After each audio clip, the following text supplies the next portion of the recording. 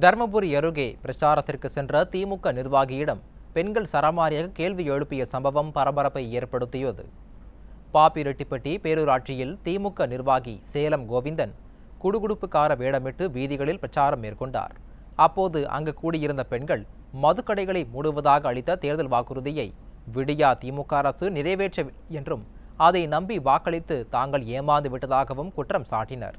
மேலும் வட மாநிலத்தவர்கள் அதிக அளவில் வருவதால் தமிழக இளைஞர்கள் பாதிக்கப்படுவதாகவும் அதனால் முதலில் வேலை வாய்ப்புகளை உருவாக்க நடவடிக்கை எடுக்குமாறும் வலியுறுத்தினர்.